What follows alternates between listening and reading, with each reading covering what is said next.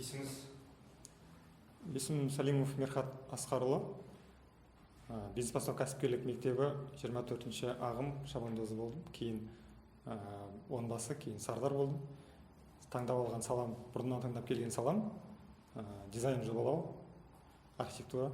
Бұл салада мен 9 жыл негізі қосымша ретінде айналысқам. Осы жаққа келіп, осы мектепке келіп, негізгі кәсіп ретінде таңдап алдым. Бұл салада біраз тәжірибем бар деп айта аламын. Бірақ табысым, бұрынғы табысым 50 мың мен 100 мың арасында болатын, одан аспайтын. Қазіргі таңда 2 миллион 300 мыңға аяқтадым аламанды. Бұл кезекте маған көмектескен құралдар OLX, интернет жарнамалар, таргетинг.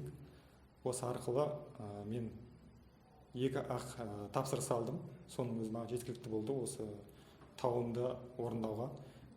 Жотамды етегім 0 болатын, бұл салада келген кезде 0, кейін тауымды 500 мың, то есть жотамды 500 мың, тауымды 1 миллион деп қойған. Бірінші тапсырыстан ақ тауымды орындап тастадым, одан кейін құралдарға, нәтижені айтқан бір рет айтасыз болды, да? Енді сол бізге көп тоқталатын нәрсеміз саланы таңдауға не түрткі болды, қандай себептік тиді, салаңыз мысалы осы салаңыз ары қарай дамытамын деп келдіңіз ба, жалпы немесе басқа бір нәрсемен айналысамын деп келдіңіз ба, осы ойларыңызды емін-еркін ашық айта кетсеңіз. Мысалы мен осы саламен айналысамын деп келген жоқпын, егер сонда келмесеңіз, мысалы мен басқа бір саламен айналысамын деп келдім. Негізінде келдім де Ахметбек осы әңгімесін ескергеннен кейін мен саланы ары қарай дамытуды жөн көрдім десе.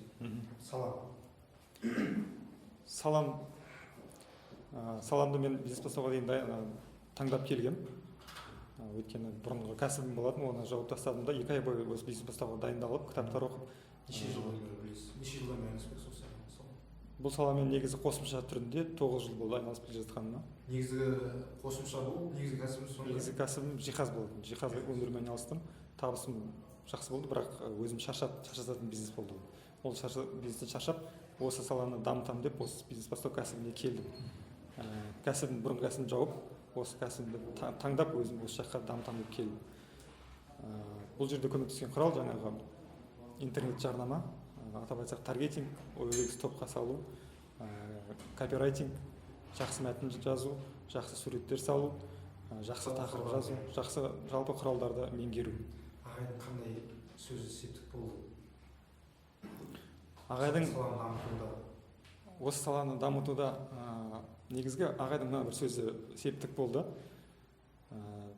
Мәселені, проблеманы өзгеден іздемей, өзіңнен іздеу. Бірінші кезекте өзіңнен іздеу.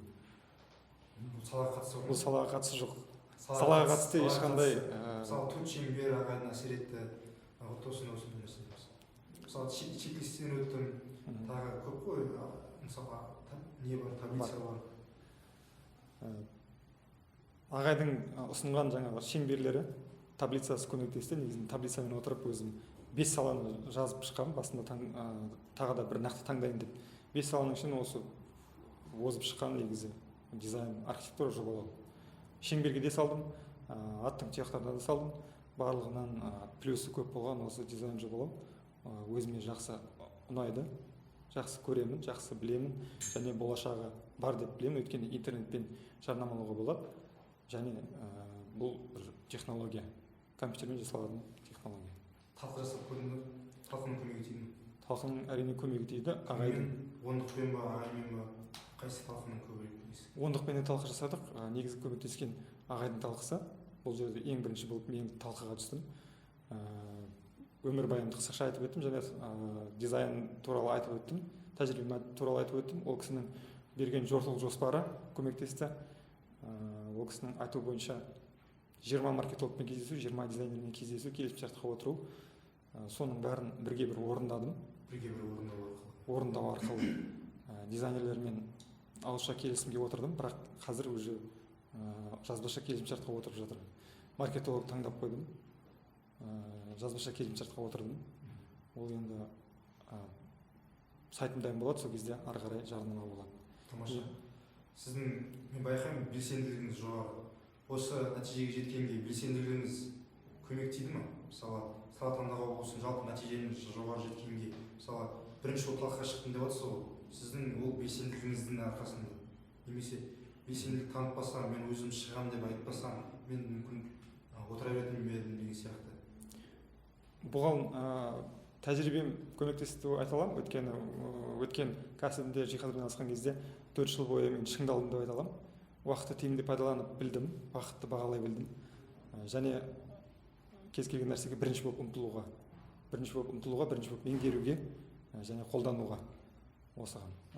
Өзімнің белсенділігім көмектесті деп бір жағынан айта аламын, бірақ негізгі құралдар көмектескен интернет жаңағы, то есть құралдар осы жерде меңгерген және ағайдың талқысы, ағайдың жортуыл жоспары жазып берген. Негізгі көмектескен құралдар. Қазіргі таңда нәтиже, ағай жоспар. Қазіргі таңда нәтиже 2.300.000 екі тапсырыстан түскен. Таза пайда, кіріс 7.200.000. 7.200.000.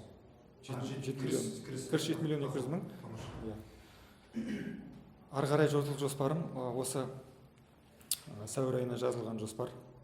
Жаңағы 5 дизайнер мен нақты келісімшартқа отыру, сосын сайтымды жарнамаға жіберу, интернетке түскен заявкелерден жұмыс жасап отырып, түскен пайдадан бір офис ашу осы айдың соңында. Сосын жаңағы дизайнерлерді сол жерге тұрақты отырғызу, самғау курсына қатысып, бизнесімді жүйеге қою. Осы сәуір және мамыр айларына жоспарлап отырмын. Осы жерде.